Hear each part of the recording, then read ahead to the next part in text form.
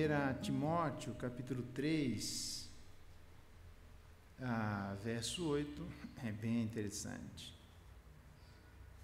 Vamos tentar entender isso aqui. 1 Timóteo, capítulo 3, verso 8, a palavra de Deus diz assim: da mesma forma quanto aos diáconos, é necessário que sejam respeitáveis, de uma só palavra, não inclinados a muito vinho, não cobiçosos de sórdida ganância, conservando o mistério da fé com a consciência limpa. Até aqui a leitura da palavra de Deus.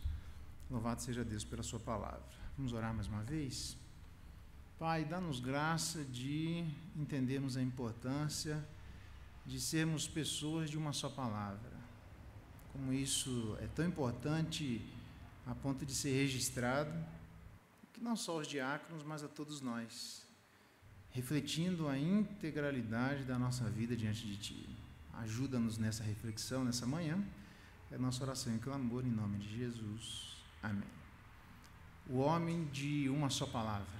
É sobre isso que eu queria estudar com vocês. Está aí no verso 8, os diáconos devem ser de uma só palavra. O homem de uma só palavra. Não é o homem do norte, não, mas é título de cinema, né? O homem de uma só palavra. Vamos ver o que está envolvido nisso. Antes disso, é importante a gente perceber que aquilo que eventualmente é exigido dos diáconos não é exigido somente deles, é exigido dos presbíteros, da esposa, da igreja.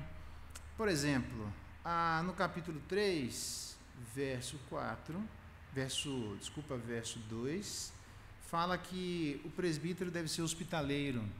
A gente já estudou a carta de Pedro, que fala que a igreja deve ser hospitaleira. Então, na verdade, a hospitalidade não é exigida somente dos presbíteros, é exigido de todo mundo.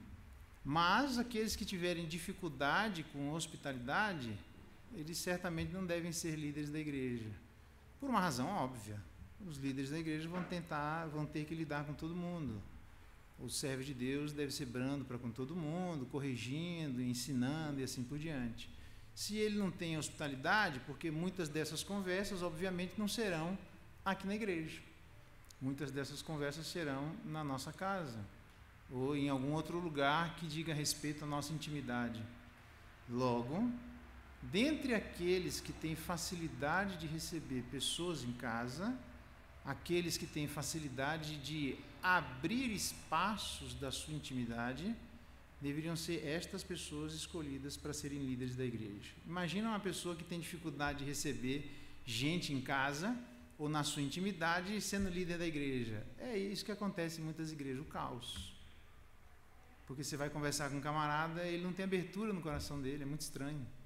Paulo mesmo falou em relação à igreja de Corinto que eles estavam restritos no coração deles porque Paulo não cabia no coração deles, mas a igreja de Corinto cabia no coração de Paulo. Então existe isso dentro da igreja, muita gente não cabe dentro do nosso coração.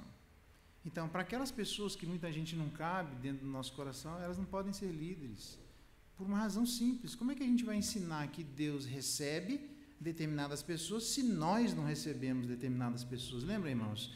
Cristianismo não é só uma questão de... Eu me lembro de uma vez, um camarada que ele queria ser professor de seminário, mas ele não queria ser pastor, ele não quer ser nada, ele só quer falar. Tem um monte de gente na igreja assim, que só quer falar. Não serve, irmãos. Mais que você saiba, por exemplo, na história tem um monte. Hans-Georg Gadamer, né, foi dar uma aula, ele fez uma exposição de Romanos, que os alunos ficaram embasbacados. Será que... Não entendi, mas logo ele não é um cristão. E perguntaram para ele: você acredita nisso que você está falando? Eles perguntaram assustados. E ele respondeu assim: quem falou em acreditar? Então, falar da Bíblia, até ímpio fala. Falar dos conceitos, blá, blá, blá, igual papagaio, até ímpio fala disso. Os cristãos não são assim. Como é que um presbítero que não recebe pessoas dentro da sua intimidade vai dizer que Deus recebe pessoas na intimidade dele? É totalmente incompatível. Então, veja que para a gente poder ter líderes na igreja, senão vira o caos. Não é só exigido do diácono, é também exigido do presbítero aquilo que é exigido da igreja. Porque como é que a gente pode impedir que pessoas se acheguem até Jesus Cristo, se Jesus Cristo não impediu aqueles a quem o Pai trouxer? Porque Ele mesmo diz, todo aquele que vem a mim, ele não pode vir sozinho. E quem vem a mim, jamais o lançarei fora. Mas na igreja, tem gente que vem até nós e a gente lança fora, é estranho. Então, nesse processo de adultecimento espiritual, de crescimento na vida cristã, nem todo mundo da igreja é hospitaleiro. Mas todo mundo gosta de ensinar. É muito estranho. A gente não cabe. Pessoas que têm o coração fechado não servem para ensinar. Isso foi tão forte que Deus apareceu a Pedro e diz, olha, não rejeite aquele quem Deus aceitou. E ele diz, ele teve que aparecer, porque a galera estava rejeitando os gentios, não quero. E Deus diz, não, é para querer, porque a regra é essa. Talvez ajude você como tem me ajudado. Se cabe no coração de Deus, tem que caber no meu. Se não cabe no coração de Deus, não pode caber no meu. Você já notou que a gente acalenta coisas no nosso coração que Deus abomina? Ídolos do lar e tantas outras coisas. E, na verdade, não abraça no coração aquilo que Deus abraça? Então, como é que eu sei que Deus abraçou alguém? Se esse alguém abraçou Jesus. É simples assim. Agora, quando as pessoas abraçam Jesus, elas vêm imaturas. Tem que caber no nosso coração. Então, Paulo diz à igreja de Corinto, dilatai-vos em vosso coração. Olha só, é possível a igreja ter um coração menor do que o necessário, ou menor do que alguém espiritual deveria? Claro que é.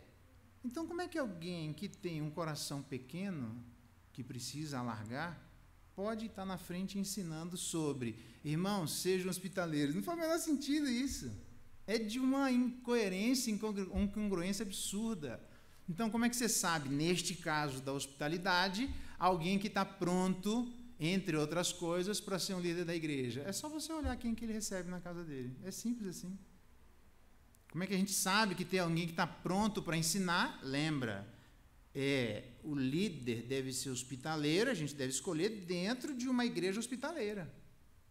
Só que tem gente dentro da igreja que não tem só o coração fechado, tem a cara fechada, não recebe ninguém, só quer chegar lá e dizer blá, blá, blá, blá, blá, blá. Isso no cristianismo não serve, irmãos.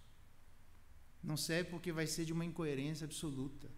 Seremos meros fantoches falando de coisas que nós não acreditamos. Por uma razão simples, a gente não faz. É só isso. Então, não é exigido somente do presbítero aquilo que não é exigido da igreja. Ele diz ainda no verso 4, agora sim, governe bem a sua própria casa. Ele vai falar isso dos diáconos. No verso 12, seja marido de uma só mulher, governe bem a sua própria casa. Percebe? Ele não está exigindo só dos diáconos. Isso é dos diáconos e dos presbíteros. Agora eu te pergunto, é possível que Deus exija, governe bem a própria casa, exclusivamente de presbíteros e diáconos e não da igreja? Quer dizer que os membros da igreja simplesmente podem ter a sua casa uma bagunça? Podem não governar bem seus filhos? Existe algum texto da Bíblia que diga que a gente não deve governar bem? Veja que Paulo, quando ele vai instruir a igreja de Éfeso, lá no capítulo 6, ele diz, os maridos, os homens, devem instruir e criar os filhos na disciplina e na admoestação do Senhor. Disciplina, um cerceamento físico, admoestação, cerceamento mental. E quem são os pais que devem fazer isso? Devem ser os pais, não gonês, que seria homem e mulher. Ali pais é patere, plural de pater, que são os homens. Homens que eu estou falando do sexo masculino, é por isso que eu estou falando homem, tá? Homens, não homem, que em outro lugar na Bíblia seria uma referência à humanidade, tá bom? Então, nesse sentido, Paulo está dizendo que são os líderes que devem educar os filhos desse jeito? Não. Ele está dizendo que é a igreja quem deve fazer isso. Então, quem é que nós devemos escolher para serem líderes da igreja? Então, pessoas que dentro da igreja são hospitaleiras para serem líderes hospitaleiros. Pessoas que dentro da igreja governem bem a sua própria casa, para que eles na liderança continuem governando bem a sua própria casa, porque eles vão fazer aquilo que eles já fazem, mesmo não sendo líderes da igreja. Eu já vi gente que, vamos tentar eleger essa pessoa como presbítero ou diácono, e quem sabe ele vem na igreja. Nossa, velho, que coisa mais esquisita. Vamos colocar assim, porque pelo menos ele acha algum motivo para ele vir na igreja. Nossa, está totalmente equivocado. Então, a Bíblia não está pedindo que a liderança da igreja governe bem a própria casa e a igreja não. Agora eu te pergunto, todo mundo na igreja governa bem a própria casa? Não. Por quê? Porque está chegando no cristianismo, ainda não adulteceu, ainda não amadureceu, não aprendeu como as coisas devem funcionar, está absorvendo ainda coisas do cristianismo. Então tem muita gente que no devido tempo vai dar o seu fruto, mas o tempo dela eventualmente ainda não chegou. E se o tempo dela eventualmente ainda não chegou, mesmo sendo membro da igreja, não deve ser o líder da igreja, porque se ele não governa a própria casa, ele não está acostumado a fazer os cerceamentos que Paulo orienta em relação aos homens, eventualmente, para dizer, faça um cerceamento físico e mental. Como é que você vai fazer na igreja cerceamento físico e mental? Se você não faz na sua própria... Com a criança você não faz, você vai fazer com os adultos? Não tem como. Você não está acostumado, o que é você dizer, filho, não faça, e o filho, ai meu Deus, meu pai não me ama, de novo, o mundo está contra mim. E é chato você orientar o filho e ele virar cara, virar bicudo, é ou não é chato? E você tem que se acostumar com isso, quer dizer, filho, tem alguma coisa que eu falei de errado? Não. Tem algum tom que eu estou falando de errado? Não. E por que você está com essa cara fechada? Desmancha essa cara. Quem é o pai que já não falou isso para o filho? Desmancha a cara. É assim, para de chorar, você está sendo inconveniente. Então, isso é absolutamente desgastante. Tem pais que até dizem, toma aí o filho, pastor, pelo amor de Deus, não aguento mais dizer alguma coisa para esse filho, que é muito difícil dizer não, é muito difícil corrigir, é muito difícil colocar regra. E você vai fazer na liderança o quê? Como é que você vai dizer não? Como é que você vai colocar regra? Como é que você vai orientar? Como é que você vai lidar com a complexidade da vida se você não conseguiu fazer isso com uma criança de 3 anos, 5, 10, 15? Não faz o menor sentido. Se você está cansado na sua casa, você quer na igreja dizendo que você vai ser um bom líder. Nossa, tem cabimento isso, irmão. É completamente inconveniente. Então, nesse sentido, não é que ele está pedindo alguma coisa dos diáconos que ele também não peça da igreja. Então, acho que essa é a primeira coisa que a gente deveria aprender, só para mostrar que, para evitar aqueles erros mais comuns, de a gente imaginar que o que está sendo dito, bom, é para a liderança, eu estou fora, nem sei porque eu estou aqui na escola dominical, porque essas coisas não dizem respeito a mim, dizem sim, tá? Lembra, talvez isso ajude você, tá? Me ajudou, tá bom, gente? Porque a gente se decepciona com a igreja um monte de vezes e tal, mas algumas dessas decepções não são legítimas, tá bom? Porque a expectativa não é legítima. Salmo 1 diz que aquele que é piedoso não deve se assentar na roda dos escarnecedores. E aqueles que são crentes devem meditar na lei de dia e de noite, porque tem nela o seu prazer. Um ímpio medita de dia e de noite, mas ter o prazer na lei de Deus é só o crente. Então, ter o seu prazer na lei de Deus e medita nela de dia e de noite, e ele que foi plantado junto à corrente das águas, que no devido tempo vai dar o seu fruto. Então, significa que no devido tempo, as pessoas estão em estados de maturidade diferentes. Porque foram plantadas em épocas diferentes, porque foram plantadas em épocas iguais, mas nasceram em épocas diferentes, porque a gente não domina isso, porque estão crescendo e respondendo aos estímulos espirituais de maneira diferentes. Então, na igreja, está todo mundo no mesmo grau de maturidade. Não existe uma igreja que seja uma plantação de soja, isso não existe. A igreja é literalmente uma miscelânea de coisas, deve ser assim, não há nada de errado com isso. Mas então, cuidado para você não achar que todo mundo está apto, mesmo não sendo um hospitaleiro, a ensinar sobre hospitalidade. Não está não, irmão, fica chato. Aliás, Paulo vai dizer no Novo Testamento que quando a gente obedece, isso serve como orna com a doutrina de Deus. Orna é de onde vem a palavra ornamento. É de onde nós entendemos que o ornamento embeleza alguma coisa. Por isso que no casamento a gente não gasta com ornamentação, não é assim? Por quê? Por que não faz um casamento assim, do jeito que está aí? Pronto, é só ir ali casar. Põe uma cadeira ali, pega uma cadeira que tem ali no negócio ali, põe lá, fala, irmão, você está casado em nome de Jesus, amém. Está resolvido o casamento, irmão. O cara gasta uma dinheirama e busca, por quê? Porque ele quer uma coisa ornamentada. Aí eu te pergunto, um casamento feito ali, ele é menos casamento do que um casamento ornamentado? É a mesma coisa, só que ornamentado é mais bonito, não é não? Você chega assim, negócio bonito, as flores, é belo.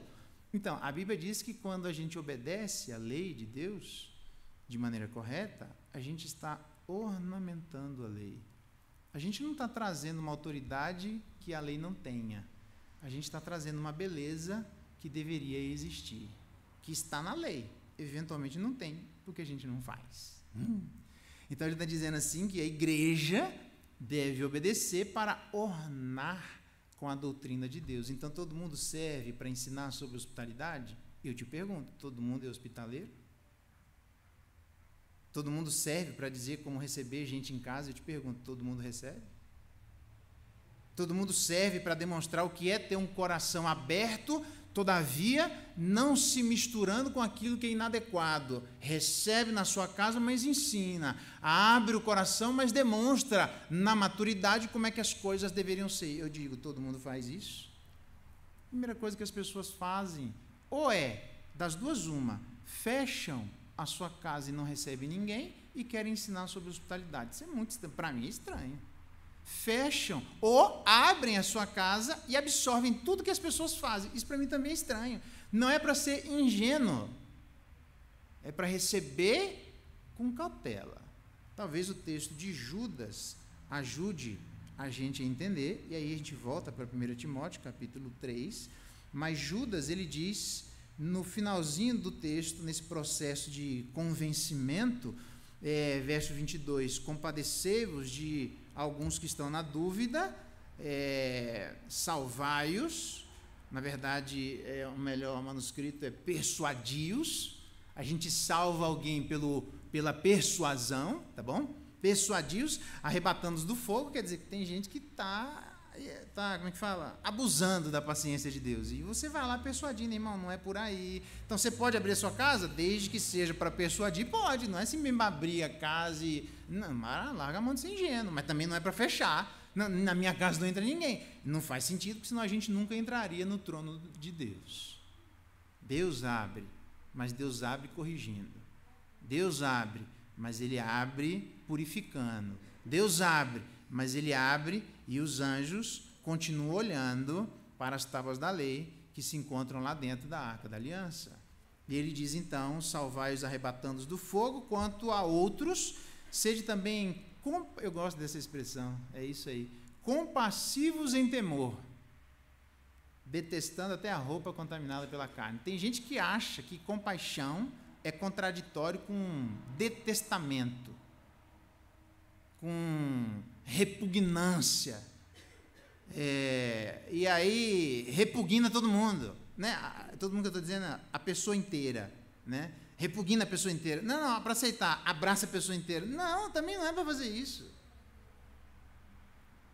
Tenha compaixão, mas não se esqueça de que tem limite para essas coisas.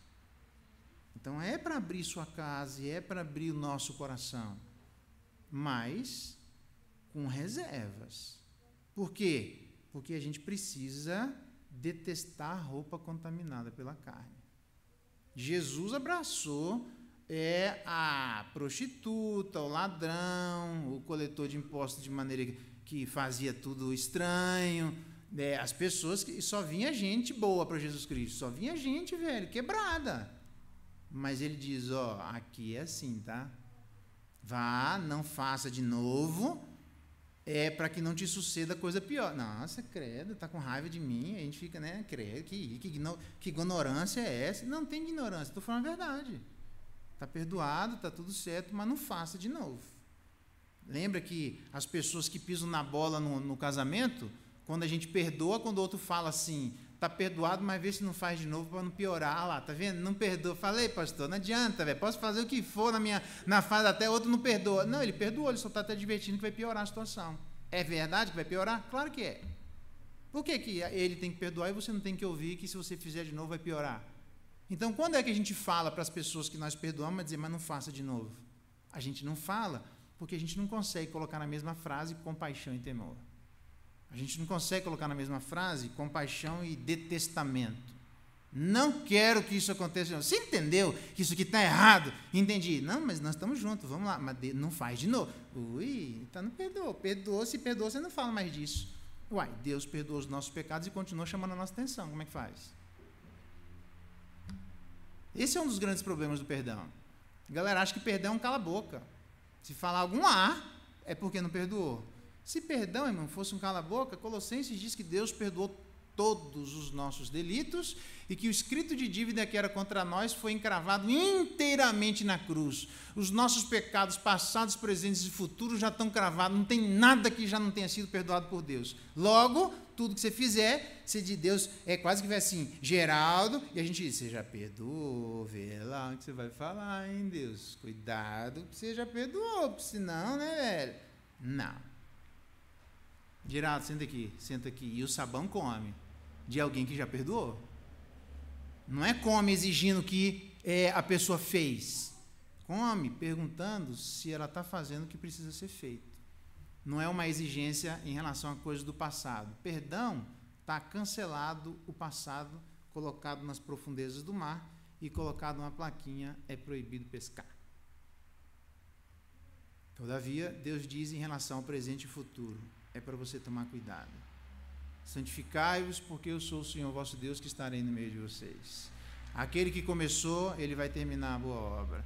Larga a mão de ser apaixonado como você era no tempo da ignorância. Preste atenção para você não pensar do mesmo jeito que os gentios pensam. E aí ele vai corrigindo. Mas não perdoa? Está perdoado, mas eu te conheço. Bora corrigir. Aonde é que está isso? Essas duas práticas no meio da igreja, onde existe um perdão e ninguém fala do passado, porque tem gente que diz que perdoa e fica torrando a paz. Pastor, 10 anos atrás, no verão de 1987, eu sei o que vocês fizeram no verão passado. E aí, capítulo 2, 1988, eu sei o que ele fez no verão passado de novo. Aí, capítulo 3, eu sei o que você fez no verão passado, a continuação. E não acaba nunca.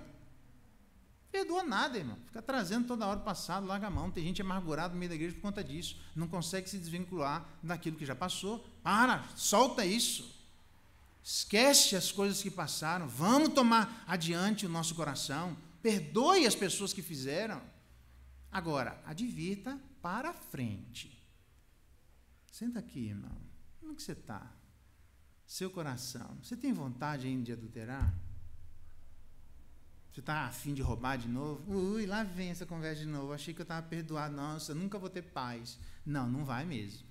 Aliás, eu gosto, tem uns dizeres aí no YouTube, sei lá, no Facebook, que diz assim que desde que eu me converti, Deus não me deixa pecar à vontade. A gente não peca mais em paz. É verdade. Tá bom? Volta lá para 1 Timóteo capítulo 3. Vamos entrar no assunto o homem de uma só palavra. Parece tema de filme. O homem de uma só palavra, né? Legal. É o homem ou a mulher de uma só palavra? A pergunta é, o que é uma só palavra? Resposta, literalmente ele está se utilizando de um termo, uma só palavra. Ele diz ali, eles têm que ser pessoas sérias. A pessoa de uma só palavra seria que não for de uma só palavra. Ele está falando aqui de logos, é dupla língua. É como se fosse a cobra. Não tem aquela língua bifurcada? Então, é exatamente isso. Pessoas não podem ter uma linha bifurcada, tipo cobra. Não pode ter língua de cobra, né? A língua tem que ser uma só. Olha que interessante, presta atenção. Não podem dar relatos conflitantes para pessoas diferentes. Uma pessoa vem, e o que você acha disso? XYKM. Aí outra pessoa vem, o que você acha disso? 1, 2, 4, raiz quadrada de 7. Como é que assim, velho? Você está dando resposta diferente? Deixa eu entender. Não, a resposta tem que ser uma só, em qualquer lugar. A maracutaia começa a acontecer quando a galera começa a responder de maneira diferente. Ó, igreja, vocês não podem adulterar. Vocês não, nós não podemos adulterar, porque adultério tá, entendeu? Entendi. Lá no grupo de mulheres, não pode adulterar. Por quê? Porque está errado. Aí lá no grupo dos diáconos, diácono, marido de uma só mulher, não pode, tá? Entendeu? Entendi. Aí lá em casa, filha, não pode adulterar, tá? Eu não tenho outra coisa para falar. Então, o que eu devo fazer na minha vida? Eu vou dar a mesma resposta para todo mundo. Não é para fazer, simples assim. Então, tanto faz se eu estou falando lá em casa, se eu estou falando na igreja, com um grupo de pessoas, eu estou falando a mesma coisa em qualquer lugar. A palavra bifurcada é quando você começa a falar diferente para pessoas diferentes. Aí, meu irmão, aí nós começamos a ter problema. Diz mais, não podem dar relatos conflitantes para pessoas em diferentes tempos, conforme as circunstâncias. Não pode adulterar, mas hoje em dia, né, será? Quem sabe pode, né? Aí o outro diz, mas pode ou não pode? Eu já falei para você que não pode, tá doido? Tá maluco? Não faz um negócio desse. E aí lá em casa, vamos ter um relacionamento aberto? Quem sabe? Velho, porque a circunstância está mudando, a nossa palavra vai mudar? Não. Então, a lei de Deus ela é objetiva, mas ela deve ser aplicada em tempos diferentes de maneira subjetiva. Então, nós temos um bom exemplo disso, que é a lei de Deus, os 10 mandamentos, que foram, em momentos diferentes, aplicados ao povo de Israel para as circunstâncias em que eles estavam. Mas, mesmo que eles estivessem em circunstâncias diferentes, a lei de Deus continua a mesma coisa, não é para fazer. Fim. Simples assim. Então, cuidado para você não fazer diferença de diferentes interpretações para diferentes aplicações. A aplicação é diferente, a palavra é a mesma. Então, o que eu vou falar? A mesma coisa, em ambientes diferentes, do mesmo jeito. Então, quem tem a língua bifurcada, ele tem uma língua inconsistente. Inconsistente com o quê? Inconsistente com ele mesmo. Veja que interessante. Não se deve e nem se pode dizer tudo o que se pensa. Meu amigo, se a gente for falar tudo o que a gente está pensando, a gente vai matar todo mundo. Diz o texto do Salmo 73, não estou conseguindo lidar com isso, até que eu pensei no povo de Deus, porque se eu pensar em falar tais palavras, já eu teria traído a geração dos filhos de Deus. Então, o que é que fez com que o salmista Asaf saísse do círculo vicioso em que ele estava, onde ele dizia que cada manhã eu sou contraditado, todos os dias me torram a paciência, a gente não sabe exatamente o que é, então ele diz, larguei mão, é inútil continuar crente. O que é que fez com que ele saísse disso? Ele entendeu que não podia ter uma vida contraditória do que ele pensava, e se ele falasse, ele iria ofender um monte de gente, então não fale. A gente tem direito de falar tudo? Aonde é que você achou isso? Aonde é que está isso? Nossa, nem Jesus Cristo falando a verdade, ele não falou, porque diz o texto que eu tinha muitas outras coisas para falar para vocês, mas eu não posso falar, porque vocês não podem suportar. Então a gente tem direito de falar tudo, não sai da vossa boca nenhuma palavra torpe, se unicamente a que for boa para edificação, conforme a necessidade, e assim transmita graça aos que ouvem. Tem necessidade de falar? Então fecha a boca. Não é nem a verdade, eu tenho o direito de falar qualquer coisa. Você imagina, nós não temos o direito de falar o que a gente pensa.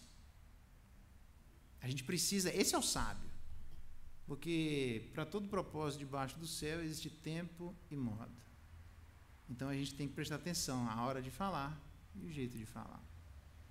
Então a gente pode falar o que pensa? Não. Ninguém pode. Nem Jesus fez isso.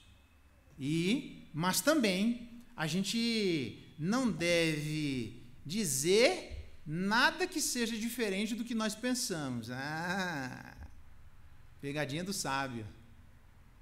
A gente não deve dizer tudo o que pensa, mas tudo o que pensamos tem que bater, tudo o que dizemos tem que bater com o que pensamos. Quem é que tem a língua bifurcada? Quem começa a dizer e guardar aquilo que verdadeiramente pensa. Tipo Absalão. que estava lá na frente do povo, dizer, não faz assim, assim, assado, não. Se fosse eu, né, eu, sei lá, fazia diferente. Aí o cara começa, nessa maracutaia, dizendo, eu até disse, mas você não falou isso lá? Eu falei, mas no fundo, sabe, eu penso diferente. Ah, é? Nossa, então diz aí como é que você pensa. E a galera acha que está ganhando uma grande coisa. Irmão, eu vou dizer o que penso em qualquer lugar. Não vou ser inconsistente, é assim. Aí quando você chega lá em particular, como é que é, pastor? Do jeito que eu falei lá, é assim. Mas alguém chega lá na esquina e diz, pastor, senta aí, vamos tomar um café, vamos. E o que o senhor pensa disso lá? Então, exatamente aquilo que eu falei lá atrás, é assim. Então, o que eu falei é o que eu penso.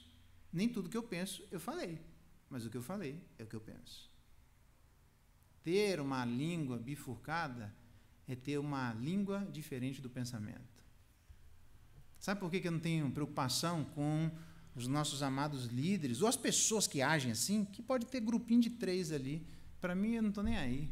Estou bem destranquilo, né? Eu ia falar destranquilo, não existe. Assim. Destranquilo seria intranquilo, né? Ou desconcordo, né? Não, tranquilo. Eu estou bem tranquilo, porque se eu perguntar, fulano, sabe aquele negócio que você faz uma rodinha e conversa, e aí você diz assim, bom, então, quem que vai embora primeiro? Vamos lá, porque aquele que foi embora primeiro vai virar assunto de conversa. Pode virar assunto de conversa, o que ele tem para falar, ele fala para mim. Eu não tem problema nenhum. Quando é que a gente tem medo das pessoas?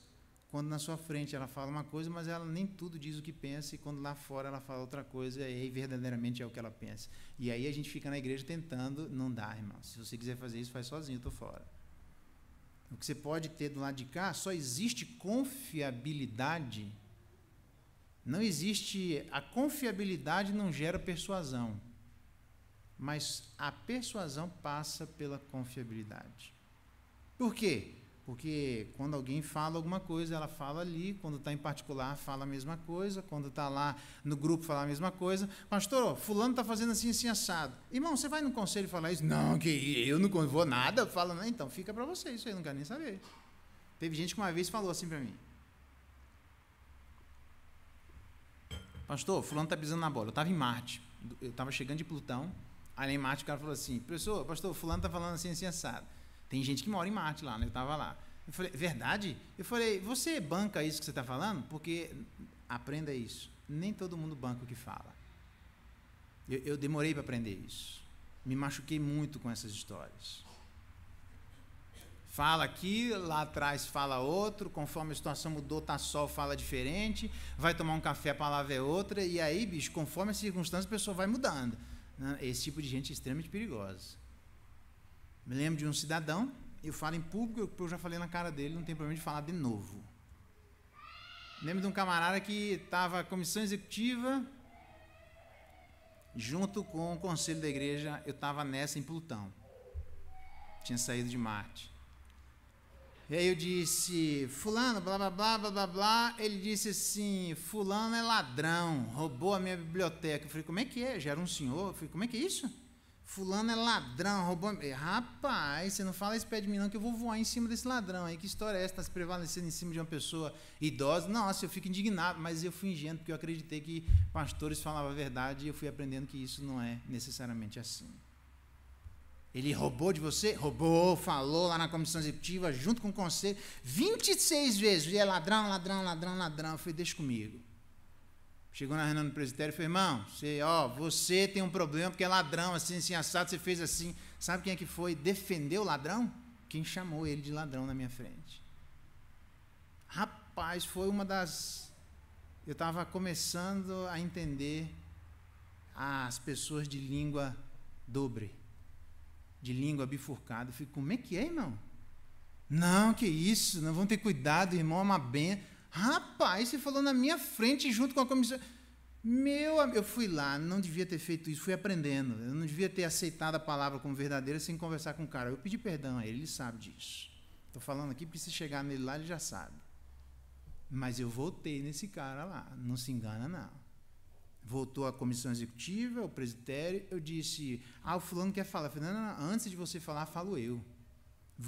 Mano, eu descasquei em cima do cara, a comissão executiva e o conselho ficaram quietinhos, ninguém nunca falou um A para mim. Por quê? Assim?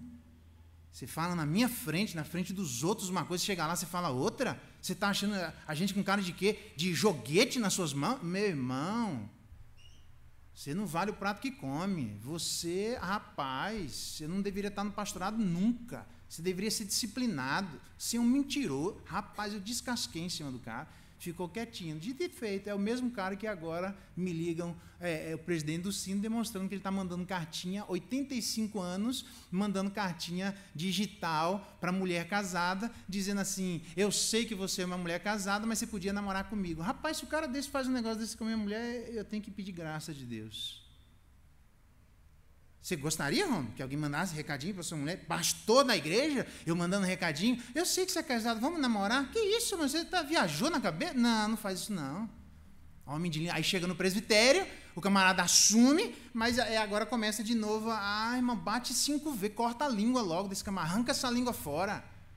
Vira eunuco de língua. Por quê? Qual é o seu problema?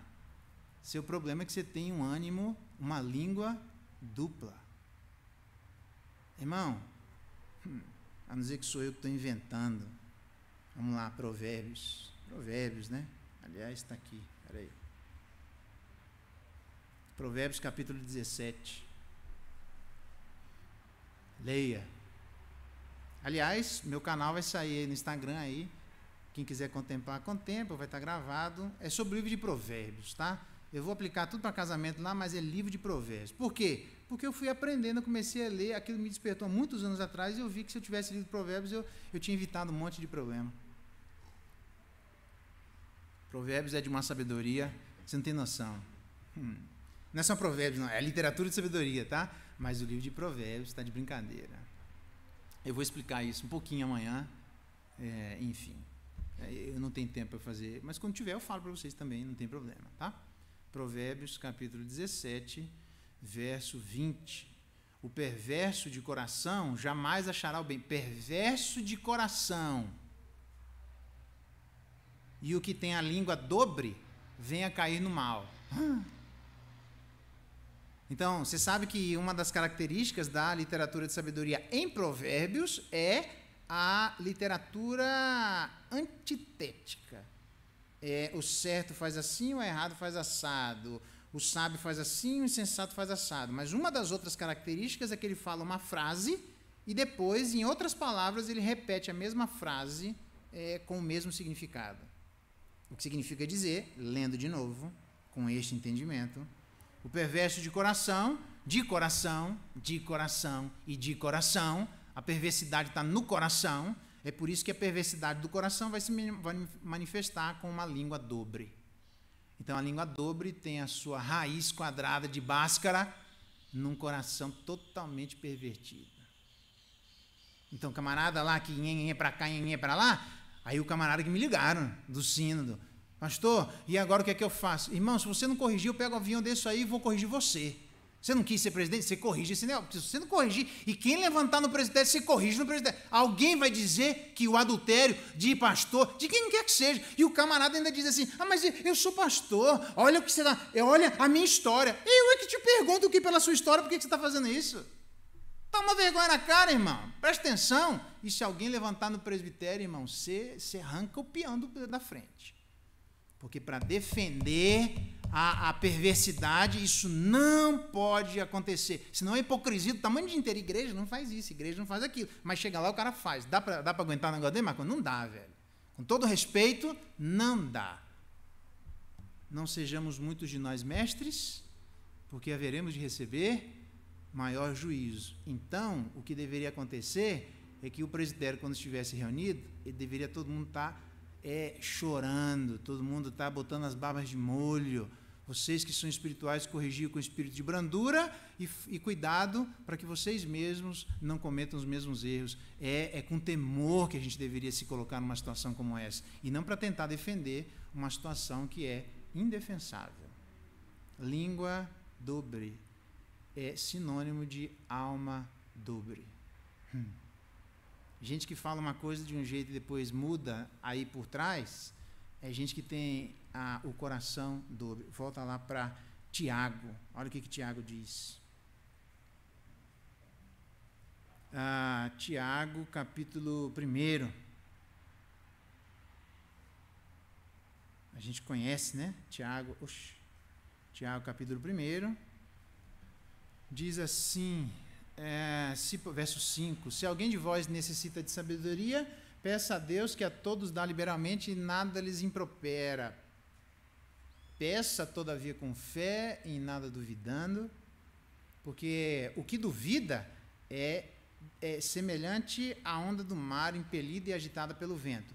Lembra lá, em Efésios, capítulo 4, que os dons, aquele mesmo que desceu, Jesus, encarnou, é o mesmo que subiu, Jesus, e a gente sabe que em 1 Coríntios 12, que o Marconi vai dizer o Espírito Santo é que faz a doação dos dons, mas em Efésios diz que ele mesmo, quando chegou à direita de Deus, concedeu dons à igreja. Jesus concede dons à igreja, e diz que os dons foram dados para que nós cheguemos à medida da estatura da plenitude de Cristo, maduros como ele é maduro. Para quê? Para que não mais sejamos agitados como menino por todo o vento de doutrina para lá e para cá. Então, Deus dá dons à igreja para quê? Para que estas pessoas ensinem as outras pessoas a enraizarem para as enraizadas, enraizarem a sua fé em Jesus Cristo, para quando alguém falar, o cara não ficar, como é que é? É assim. Não, mas e de tal jeito? Não, irmão, é desse jeito. Não, mas mudou agora a situação. Mas Deus não mudou, é do mesmo jeito. Não, mas continua igual, irmãos. E ele diz, o camarada lá, que literalmente duvida, que é semelhante, tem surfista na igreja, né? É semelhante à onda do mar impelida e agitada pelo vento. Você vai se lembrar, obviamente, de Judas, das 5 características que ele coloca dos libertinos. Uma delas é que eles são como nuvens sem água. Olha só que interessante. São como ondas que espumam as suas próprias sujidades. É como o mar, que você joga o morto lá, amarra ele num pedaço de pau, em alguma coisa, mas daqui a pouco a onda, e aquele vem, chacoalha lá embaixo, e daqui a pouco o morto está vindo lá na praia. Você fala, meu Deus do céu, eu pensei que eu tinha jogado aqui para não voltar mais. Mas volta. Então, agitado pelo vento, não imagina uma pessoa como essa que alcançará do Senhor alguma coisa. Homem de ânimo dobre, língua dobre, coração dobre, ânimo dobre, inconstante. Então, como é que você sabe que uma pessoa é dobre, irmãos? Resposta, porque ela é um surfista. Uma hora ela está surfando na igreja, outra hora está surfando no mundo. Uma hora está surfando, essa é a onda agora, vamos discipular, então bora, vamos no acampamento, glória a Deus. O cara está surfando, mas aí veio a dificuldade, a perseguição por causa da palavra, diz o texto lá, não gostei não. Aí ele vai surfar em outra onda e o camarada vai de onda em onda. Você sabe disso, é só você olhar quem são as pessoas inconstantes. É simples, irmãos. Pelos frutos o conhecereis. Uma pessoa que, de acordo com o Salmo 78, você pode ler, a inconstância é colocado ao lado de pecados de bruxaria, ao lado de pecados de idolatria. Veja que interessante. Por quê?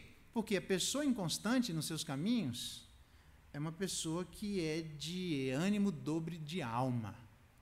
É interessante que ele vai dizer a cura para o ânimo dobre. Está lá em Tiago, capítulo 4. Ele diz assim, no verso 8, chegai-vos a Deus, e ele se chegará a vós outros. Purificai as mãos, pecadores, e vós que sois de ânimo dobre, limpem o coração, porque tem sujeira demais dentro. Isso. Só tem uma solução para a gente parar de ter uma língua dobre. É parar de ter o coração dobre. E só tem um jeito de parar de ter o coração dobre. Limpa a alma, irmão. Como é que a gente limpa a alma? Se chegando a Deus. Não tem um que se chegou até Ele e que não disse, afasta de mim porque eu sou pecador. Se você ainda não fez isso, você não entendeu o tamanho da santidade de Deus. Que a gente sabe lá que o anjo, que eu fico imaginando, tem uma música que diz, é uma música belíssima. O que é que os anjos veem que os fizeram cantar? Anjos que não têm pecado, os anjos não caídos, Anjos que não fizeram absolutamente nada, que fazem parte da raça de anjos preservados por Deus, que não foram expulsos da presença de Deus, que eternamente continuarão diante de Deus. Esses anjos que não sabem o que é o pecado, absolutamente limpos, tampam os olhos e dizem: Santo, o que é que eles viram que os fizeram tampar os olhos, se neles não tem nada de errado? Você parou para pensar nisso? Agora, se um anjo, diante de Deus, que nunca pecou, tampa os olhos, ai, vamos nós, paizinho querido, uma coisa quentinha, é uma lava, irmão, ele vai te comer inteirinho aí, coisa quentinha. Eu já ouvi isso na igreja, uma viagem. O cara não entende, não, mas é paizinho. É, mas aquele que vocês chamam de pai é juiz do mundo inteiro, portai-vos com temor durante o tempo da vossa peregrinação. Vai devagar, irmão, ele é pai, mas não é só isso. Cuidado que ele não é nós melhor. Ele não é o super-homem, Clark Kent, que tem uma criptonita da alma celestial que faz ele tremer na base. Tem nada que faça Deus tremer na base. Aliás, é justamente essa absoluta fato de constância que existe em Deus, que nada pode mexer na sua alma, que gera a base para a nossa constância. Então, cuidado, porque todo mundo que se aproximou de Deus é uma bênção. Ficar de lado das asas como um pintainho, ajunta os seus pintainhos, a sua galinha, e vocês não quiseram, porque Deus quer nos colocar debaixo das suas asas. É uma bênção estar debaixo das asas de Deus. Então, é uma bênção, mas é o lugar mais perigoso da face da terra. Porque todo mundo que errou, dançou. Moisés errou, não entra na terra prometida. Ah, mas ele entrou no céu. Pô, mas, mano, o cara passou tudo que ele passou, anda pelo Mar Vermelho, os caras querendo matar, tá chegando na terra, bate para marcar o gol, nós vamos ganhar de virada. Não, agora você pode parar e manda outro, você vaza daí. Diz o texto que os olhos não se escureceram, as forças não se esvaíram. Moisés tinha muito ainda para contribuir de inteligência, de capacidade, de vigor. Não era como aqueles homens que foram ficando velhinhos, as forças se esvaindo, aquilo que Eclesiastes vai dizer, as pernas não têm mais força, os braços não têm, as pessoas levam para lá e para cá. Ele não tem mais força para pensar, não tem mais vigor para liderar. Moisés tinha muito vigor, mas você errou, não entra lá. Dá uma olhadinha lá, tá vendo lá? Eu vou até fazer um filminho aqui lá, né? O primeiro filme que tinha lá, olha lá, viu lá, Moisés? Então aqui você não vai, tá? Volta, sobe, porque você vai morrer. Já pensou? Você fala, não, mas você está de brincadeira. Agora que eu ia chutar, ia nadar de braçada. Você errou, não entra. Davi errou, vai sofrer. Todo mundo que errou, com carinho, como um pai, tradinho ali, mas ele vai corrigir, não tem para onde correr. Então, é bom ficar debaixo das asas de Deus, eu não tenho dúvida nenhuma. É o único jeito para a gente se limpar. Mas, mano, é melhor limpar logo, tá? Limpa o mais rápido que você puder, porque eu fico imaginando quando eu andava em forma. Eu vou ler o texto de Geazi, que a gente leu ontem, é muito legal. Eu fico imaginando quando eu estudava no colégio interno, e aí tinha que limpar a fivela com caol, né, porque tinha que estar brilhando, tinha que limpar o coturno, porque a gente estava às 6 horas da manhã, ia fazer educação física, e 7 horas, 7h15, estava em forma. Não é tomar banho, não. Toma banho em 2 minutos. É jogo rápido, irmão. É em forma, brilhando, impecável. Por quê? Porque os caras iam passar na vistoria. Eita! Tem gente que não passa na vistoria. E a gente morria de medo, porque a gente ficava assim, ó. Vai, passa de mim, pula, pula, pula. Velho, o cara de longe, tudo brilhando. Aí tinha um abençoado, que o que a gente fazia lá, o que era hábito de ser feito, né? Os camaradas simplesmente escondiam o caol. Tinha um outro lá que eu não lembro, lá tinha 2, era o caol e um outro lá, que era para limpar a fivela. Eles pegavam lá, roubavam do armário, para quê? Porque não precisava fazer nada. É só deixar a pessoa suja que ela ia se complicar com o comandante. Era essa a estratégia. Você entendeu? O mundo não precisa fazer nada. É só impedir você de se limpar que Deus mesmo faz o que o mundo está querendo que fazer. Ele sabe que Deus é sério. Ele sabe que Deus não tolera o erro. Aí o que ele faz? Ajuda você a não se limpar. E aí Deus aparece e ele diz, e agora? Tamo junto, irmão? Porque Deus não vai aliviar. Abra lá em 2 Reis, capítulo 5. Olha que texto interessantíssimo. Então, o camarada que fica de ânimo dobre, é melhor corrigir. Ou um camarada aqui de língua dobre. 2 Reis, capítulo 5, verso 19. Diz assim, 2 Reis, capítulo 5, verso 19. Eu lhe disse, vá em paz. Eliseu lhe disse, vá em paz. Naamã lá, né? Tá tudo certo, Naamã, pode ir embora.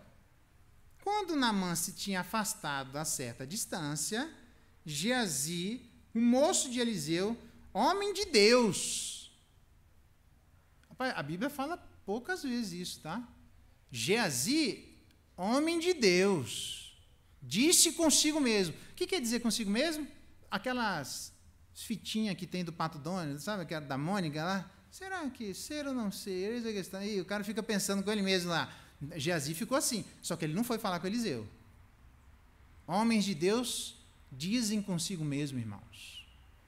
Mulheres de Deus também dizem, não vem para cima de Moá achando que ficar quietinho não está acontecendo nada na alma. Ah, para cima de Moá, não, irmão.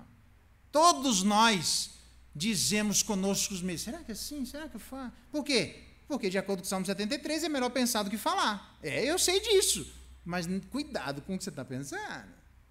Porque o teu pensamento pode te levar para um caminho. Olha o que Geazi fez. Ele disse consigo mesmo, eis que meu senhor impediu a este Ciro Naamã que da sua mão se lhe desse alguma coisa. Nossa, Eliseu, você é muito humilde, pelo amor de Deus, vem um dinheirinho aí, nós vamos ganhar uns trocos em cima. Só ficar dando profecia, o que adianta? Recebe! Eliseu disse que não, ele não queria nada. E Geazi ficou indignado com isso. Ele está pensando aqui, Eliseu está errado. Ele diz assim, só que vai lá falar na cara de Eliseu, mas não fala. Ele diz assim, disse, porém, tem sempre um porém, cuidado com esses porém na vida, né? Tão certo como vive o Senhor, ainda põe Deus na jogada, ele está mais certo que Eliseu. Se está mais certo que Eliseu, ele fala com quem? Com Eliseu. Joga na cara, irmão, fala. Mas o cara diz, todo mundo que é linguarudo, que tem língua dobre, todo mundo diz, tão certo como vive o Senhor é assim, mas ele não quer colocar isso tão certo como vive o Senhor na presença dos outros. É só ele que acha que Deus absolutamente está com ele. Pode ver, linguarudo acha que Deus aprova o que ele está fazendo, só que ele não põe na mesa o que ele está fazendo. É muito estranho, porque se é Deus, põe em público. E aí ele diz assim, impediu, né? Tão certo como vive o Senhor, eu vou correr atrás dele e vou receber alguma coisa. Vai lá. A gente pensa de alguém correndo só no Novo Testamento, que é Filipe e o eunuco, não é assim? Correndo atrás. A gente só lembra de alguém correndo. Geazi correu também, irmão. Tem corridas que são verdadeiras corridas indevidas. Corridas que a gente não deveria ter dado nem o primeiro passo. Corridas que a largada foi dada e você deveria voltar atrás e dizer, Deus me perdoe, porque eu nem aqui não devia estar. Isso aqui é uma corrida totalmente pecaminosa. E ele diz assim, então foi Geazi ao alcance de Naamã. Naamã, vendo que corria atrás dele, saltou do carro a encontrá-lo e perguntou, vai tudo bem? Está parecendo aquela mulher que morreu, foi atrás do profeta, o profeta de longe viu, vai lá, corre lá e pergunta se está tudo bem. Isso, está tudo bem, tudo certo? Olha só. Ele respondeu, tudo bem.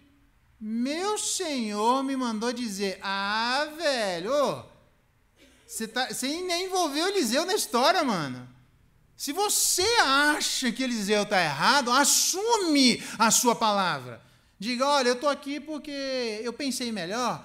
Então, eu tenho certeza que é provável que Naamã perguntasse assim, você tem certeza, mas você conversou isso com Eliseu? Então, ele já para evitar essa pergunta, ele diz assim, Eliseu mandou dizer nada, irmão, que viagem é essa? Quando as pessoas têm língua dobra, ela põe palavras na sua boca. Nossa, velho, não faz isso comigo não, tá, irmão? Assume o teu negócio, não me põe no erro, não. Quer ver como é que é pôr no erro? Camarada adultera. Pastor, adulterei. Faz o seguinte, você ainda está com a guria lá? Tô, vai lá e diz que não quer. Eu vou junto com você. Não, que isso, pastor? Não, deixa que eu vou. Então vai.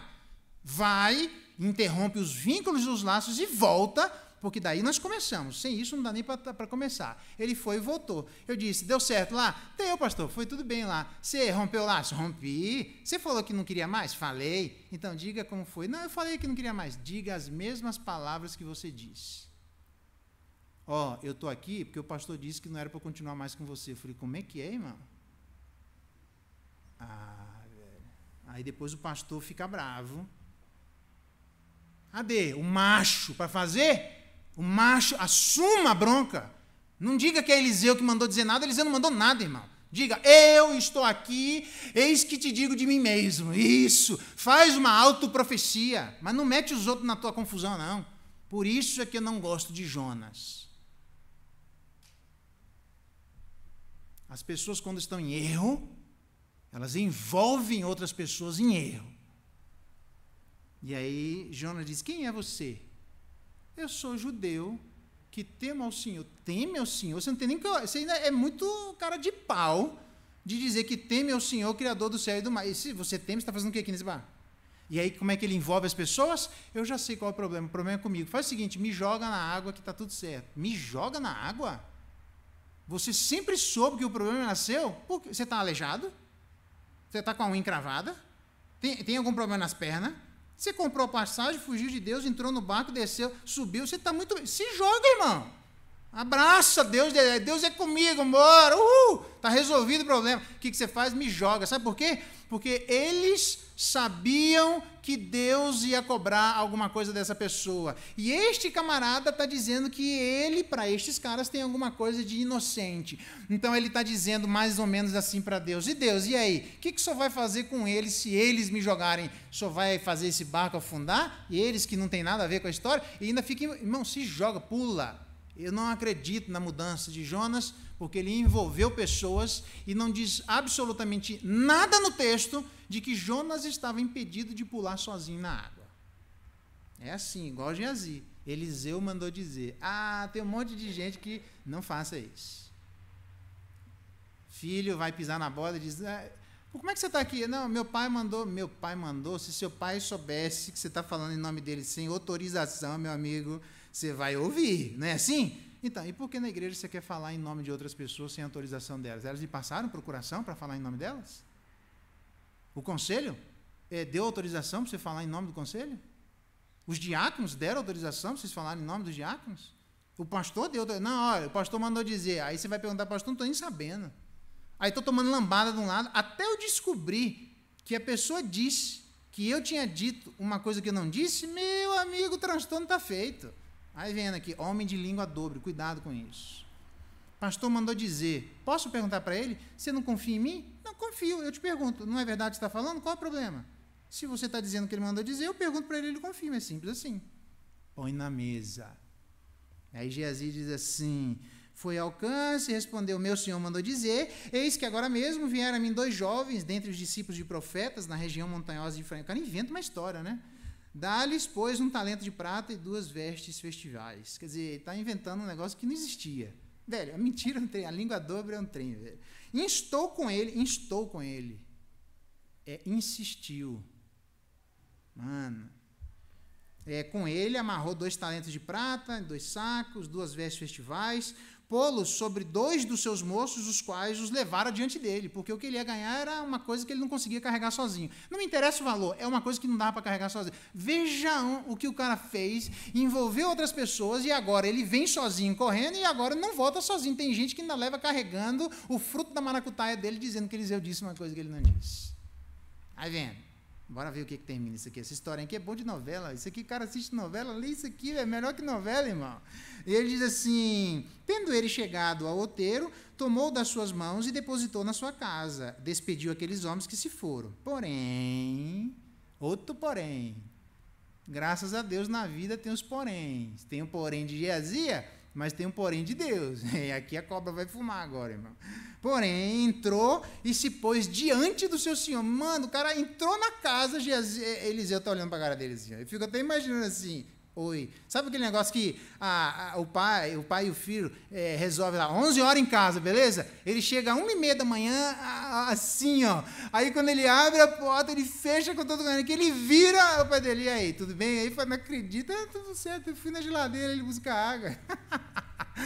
Velho, olha a pergunta. Ele, porém, se pôs diante do seu senhor, perguntou a Eliseu. Esse aqui é o problema. Geazi é homem de Deus, mas Eliseu também. Homem de Deus com homem de Deus, banca as respostas das perguntas que lhe são feitas. Vamos ver como é que Geazi responde. Velho, ó, Geazi está parecendo Arão. De onde vens, Geazi? Mano, pergunta qualquer coisa, velho.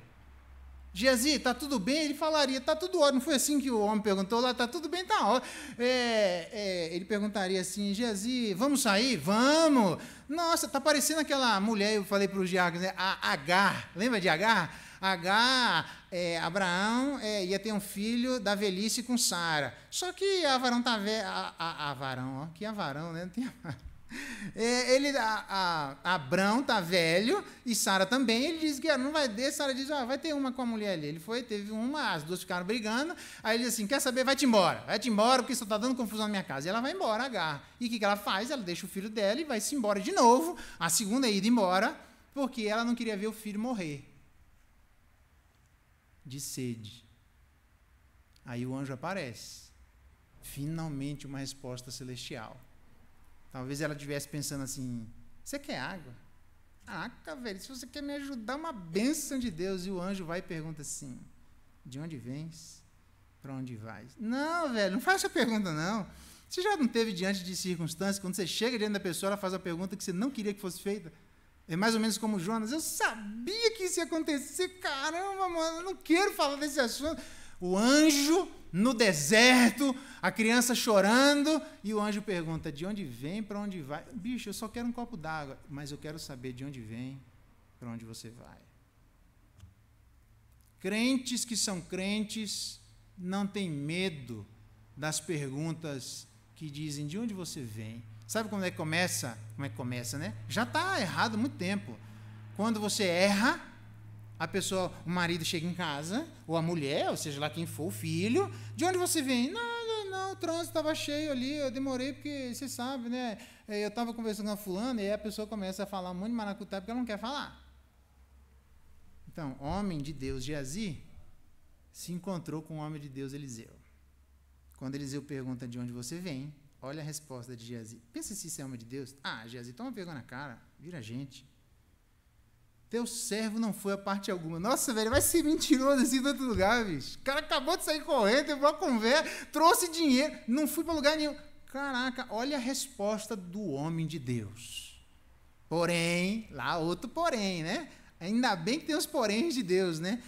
Eliseu disse assim, porventura eu não fui contigo em espírito? Eita, doeu até minha espinha agora aqui. Jesus, você está achando que você fez isso lá, que você estava sozinho? Você não entendeu que eu sabia, eu não sei como é que isso aconteceu lá, ele saiu de espírito, ele foi voando, voltou, eu só sei que Eliseu sabia. Irmãos, nem o pastor, nem o conselho, nem o diaconal, nem o pai, nem a mãe, a gente não pode ir em espírito onde os nossos filhos vão, onde a igreja vai, a gente não pode, mas tem alguém que chama-se Espírito Santo de Deus que ele vai. E onde o Espírito Santo de Deus vai, quando ele volta, ele põe à tona. Ele diz, eu não fui contigo em espírito quando aquele homem voltou do seu carro para te encontrar? Você está achando que eu não estou sabendo? Você foi lá, tem uma maracutaia falando em meu nome? Era isto ocasião para tomar prata e vestes? Olivais e vinhas? Ovelhas e bois? Servos e servos? Eu não mandei nada disso. Portanto, a lepra de Naamã se apegará a ti e a tua descendência para sempre. E saiu de diante dele leproso, branco como a neve. Toma para aprender a não ter língua dobre. E aí você pergunta, mas como é que a descendência de Naamã foi amaldiçoada? É simples, irmãos. Desculpa, quem falou de Naamã? De Geazi, obrigado. O oráculo me fala aqui, eu já corrigi. Por quê que você fala a descendência? É simples. Quando alguém pisa na bola, ninguém quer falar, sabe aqueles negócios que um filho pisa na bola, tem 3, junta os 3 e diz, quem fez? Fala. Um erro é de fazer o errado. O outro erro é de acobertar o que foi feito de errado. Se vocês não falarem, vai apanhar todo mundo. Não é assim que pai e mãe fala? Agora, a gente amaldiçoa os nossos filhos, todo mundo, e está estranhando que Deus faz o mesmo. Por quê? Deus não acoberta as coisas no meio da igreja. Quando estava lá o camarada, a capa de Acã, Deus pesou a mão sobre o povo de Israel. Aparece ou vai apanhar todo mundo. Juntou os filhos, vai apanhar, a vara vai comer. E aí corre todo mundo, porque tem gente apanhando que nem dá. Vai ter que aparecer, irmão. Por quê? Quem fez tem que bancar aquilo que fez. Você não falou aquele negócio para Naamã? Banca. Onde você foi? Fui lá conversar com Naamã, disse que você estava errado, que você falou que não precisava ter dinheiro, mas na minha visão precisa ter dinheiro. E eu te pergunto, quem é o profeta aqui, é você ou eu? Quem é o discípulo aqui, é você ou eu? Quem está ensinando aqui, é você ou eu? Jesus diz, vinde após mim, para cima de um mar com um bolo de fubá, eu estou fazendo a digestão, irmão, para com isso. A gente não ensina nada, é do jeito dele. Então, eu não tenho nenhuma preocupação, porque o meu espírito não vai nem dentro de mim direito. Que dirá 1 metro daqui. Não precisa fazer como aquela pessoa fez quando eu dei de cara num carro para poder buscar a Luzinete, a pessoa fumando mesmo na igreja. Beleza, assume, irmão. Quando ela olha assim, eu também não sabia, eu também não é fulano ali. Ela veio bem assim. Taran, taran. Ela fez desse jeito, velho. Por quê? Porque acha que se não tiver debaixo dos olhos de Deus, está resolvido. Se não tiver debaixo dos olhos do pastor, terreno, está resolvido. Irmão, o príncipe dos pastores não sou eu. Meu papel é avisar. Se você acha que vai passar, no último dia, não passa. Então, a minha bronca com quem tem língua dobre é porque ele não assume o que ele pensa. Conforme as circunstâncias, a pessoa vai mudando a sua palavra. E diz a Bíblia que um verdadeiro homem de Deus, para ser diácono, tem que ser um homem de uma palavra só. Homens de Deus são como Eliseu, de uma palavra só. Homens que não são de Deus são como Geazi, que às vezes são tidos como homem de Deus. Mas eu queria dizer para vocês, homem de Deus às vezes se parece mais com Geazi do que com Eliseu. Ainda bem que tem volta, tá? Diz que ele saiu leproso, branco como a neve, para você aprender. Mas a Bíblia diz que o povo de Israel fez tanta bobagem, irmãos, e toda vez que ele se arrependia, Deus mandava um juiz para resolver. Ele mandou já alguém para resolver o nosso problema. Mas, abra lá, 1 João, abra lá. Essa história é interessante, né? A história de Geazi e a história de Eliseu. 2 homens de Deus em conflito. Quem que banca? Aquele que tem uma palavra só. Quem tem 2 palavras, dança. Ok? A brincadeira é essa. Então, se você quer ser um homem de Deus, tenha uma palavra só. Mulher de Deus, tenha uma palavra só. Verso 5, a mensagem que temos do capítulo 1 de 1 João. A mensagem que temos da parte dele que ouvimos é essa. Que Deus é luz e não há nele treva alguma. Se dissermos que mantemos comunhão com ele e andamos nas trevas, ó dubiedade, mentimos, não praticamos a verdade. Se, porém, andarmos na luz, como ele está na luz, olha o que acontece. Mantemos comunhão uns com os outros. Uma das razões para a falta de comunhão no meio da igreja é porque alguém tem o coração dobre.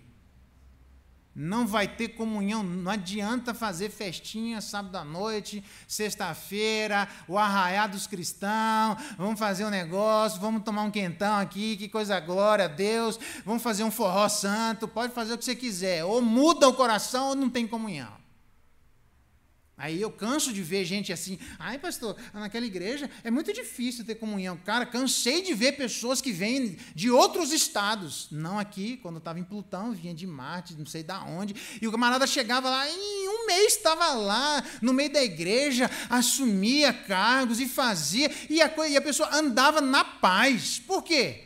Porque quem está andando na luz tem comunhão com quem anda na luz. Quem anda nas trevas, quer ter comunhão com quem anda na luz, fica forçando a barra através. Não vai ter nunca, irmão. Como é que nós podemos ter comunhão? Não é vocês comigo e eu com vocês. É nós conosco e vós convosco. E todo mundo com todo mundo. Como é que a igreja vai ter comunhão uns com os outros? Se a gente andar na luz, só tem essa estratégia. Então, se eventualmente você hoje está mais como um Geazi e teve uma língua dobre, uma língua que não deveria, peça perdão a Deus. Diga a Deus, Ele é fiel e justo para nos perdoar de todos os pecados. Fala, Deus, eu estou falando que não deve, Na verdade, eu estou ensinando aquilo que não existe, eu não estou sendo uma pessoa de uma palavra só, eu não estou sendo uma pessoa que literalmente fala tudo que pensa, eu não falo tudo que penso, mas o que eu falo não bate com aquilo que eu penso. Eita, meu Deus do céu! E aí nós temos um problema, a gente tem que ter uma palavra só, diante das pessoas, diante de Deus, em grupos menores, em grupos maiores. Deus nos chamou para sermos homens e mulheres de uma palavra só. Esse é o desafio à vida da igreja. Para quê? Para se nós fizermos isso, literalmente a gente vai andar na luz e ter comunhão uns com os outros. O meu desafio é não só esse, mas ainda o último texto, quando ele diz o que nós devemos fazer para podermos andar na luz. Tem outro camarada que diz assim, lá, deixa eu achar o texto aqui. Deixa eu ver se dá para... o verso, volta lá para 1 Timóteo. Deixa eu só achar aqui, só um minuto. Ah, tá, é que aqui eu estava... Não, ali era aqui. Isso.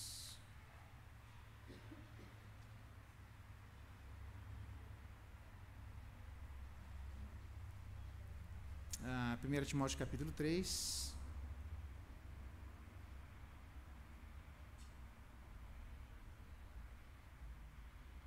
Verso 8. Sejam respeitáveis, de uma só palavra. Ele fala todas as coisas, mas no verso 9, conservando o mistério da fé, que é o conjunto de verdades que Deus deu à igreja, com a consciência limpa.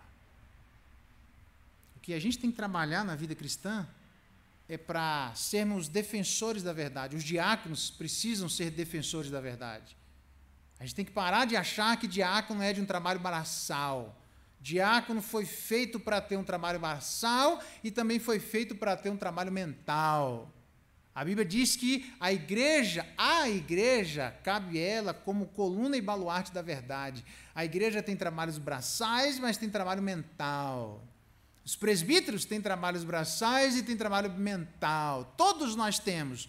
Então, o que a gente precisa fazer? Termos a consciência limpa. Limpa diante de Deus. Se você acha que a sua consciência está limpa, porque às vezes vai acontecer que homem de Deus como Geazi fala com homem de Deus como Eliseu.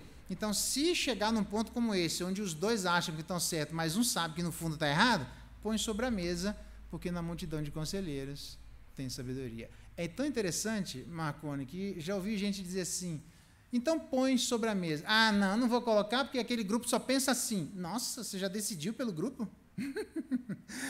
Você já decidiu pelos diáconos? Põe na mesa no conselho. Ah, não vou, porque o conselho é sei lá o quê. Você já decidiu pelo conselho? Você já está literalmente dizendo qual é a opinião do conselho, sem nem ouvir o que o conselho está dizendo. Você já está de novo colocando palavras na boca do conselho. Não faça aí. Aqui para cima de Moá, não. Então, se a gente tem certeza que a nossa palavra é verdadeira, coloca sobre a mesa e deixa. Porque Deus trabalha na multidão de conselheiros. Nós não somos os únicos sábios, irmãos. Não seja arrogante. Eu não posso ser.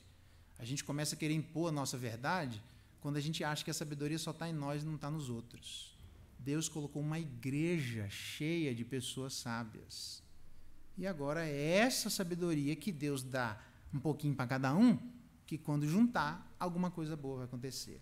Então, se a gente tem decisões, que a gente tem dúvida se a nossa língua é dobre ou não, de ânimo dobre, o que a gente faz? Põe sobre a mesa. Deixa ver o que as pessoas vão dizer.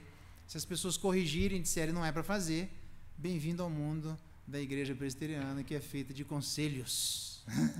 Não é de conselho, é de conselhos. O conselho vai pensar juntos uma coisa, os diáconos vão pensar juntos outra coisa, os professores de escola dominical vão pensar juntos outra coisa. Não, mas eu quero que seja assim. Aqui não tem eu quero, mas aqui nem é bispo. Não tem pai apóstolo aqui? Aqui você põe na mesa e a gente vai ver o que na comunhão. Mas os outros não sabem o que eu sei. Amém. E você também não sabe o que os outros sabem. Amém também. Viu como é que é? A gente tem que abaixar a guarda, colocar para evitar que a gente tenha língua dobre. Deus chamou a igreja para sermos homens e mulheres de uma palavra só. Vamos orar, pedir que Deus nos abençoe e dê graça nesse processo abençoador. Geazi é um barato. Aonde você está vindo, Geazi? Estou vindo de lugar nenhum. Mentiroso. Toma vergonha, velho. Deus, em nome de Jesus, aquele que intenta no coração mal e não fala com clareza, palavras dobres, dúbias, cinzas. O Senhor não quer isso no nosso meio, porque o Senhor não é assim. Dá-nos graça da nossa palavra ser uma palavra onde se coaduna com a fé que nós temos que lutar por ela, que é dos eleitos. A fé que o Senhor deu e cabe a cada um de nós, nas nossas instâncias, lutar por ela, para que a igreja não se corrompa. Mas precisamos fazer isso de consciência limpa.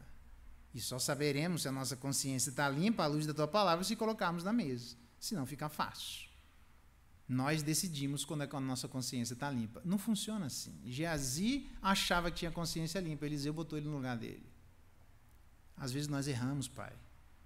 Não negamos que somos, como Geazi, homens de Deus, mulheres de Deus, pais de família de Deus, esposa de Deus, filhos de Deus, professores de escola dominical de Deus, crianças, jovens e adolescentes de Deus, idosos de Deus.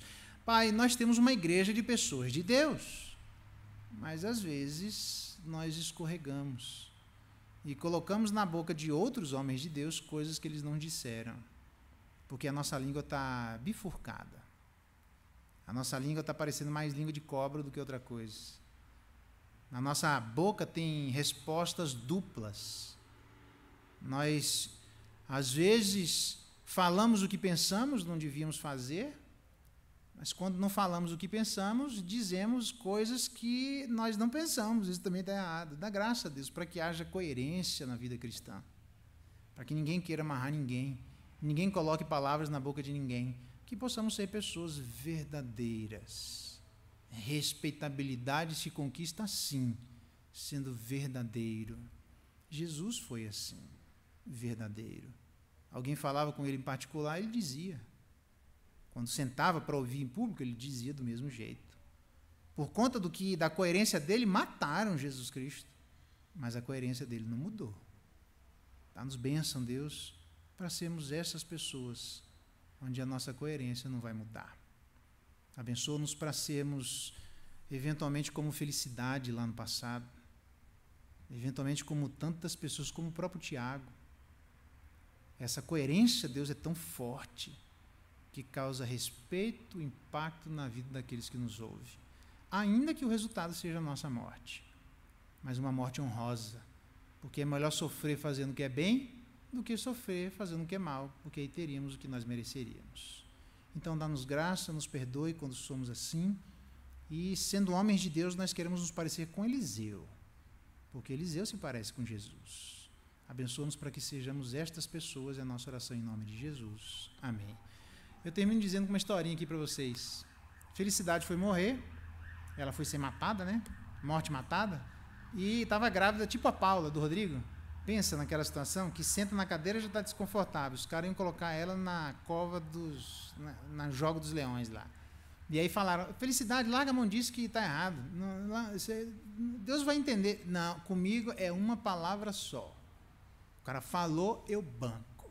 Chamaram Felicidade, pegaram uma cadeira de ferro em brasa, mandaram Felicidade sentar. Imagina, as bolhas entrando, e disseram, você faz com a sua língua seja dobre? Ela diz, a minha palavra é uma só. Pegaram Felicidade grávida, de 8 meses, e botaram para ser chifrada por um boi. Ser chifrada é ruim em qualquer situação, mas grávida de 8 meses, com um cheio de bolha atrás, eu acho que seria bem pior. Chamaram Felicidade, você muda a sua palavra, minha palavra é uma só. E aí pegaram o carrasco e diz, pode arrancar a cabeça. Diz os textos da história aí, que os caras não tiveram, o carrasco não teve coragem de matar a Felicidade. Porque gente de uma palavra só pode até morrer, mas morre com respeito, morre com honra. Foi assim que Jesus fez. Morreu com respeito e morreu com honra. E hoje nós desfrutamos do respeito dele e da honra dele. Se você quer viver, irmão, ela pegou a espada da mão do carrasco e se matou. Porque nem carrasco conseguiu tocar nela. Pessoas que têm uma palavra só ganham naturalmente respeito sobre as outras. Deus nos abençoe e nos ajude a não sermos como Geazi, mas como Eliseu e quem sabe até como Felicidade. Bom domingo, boa felicidade a todos nós.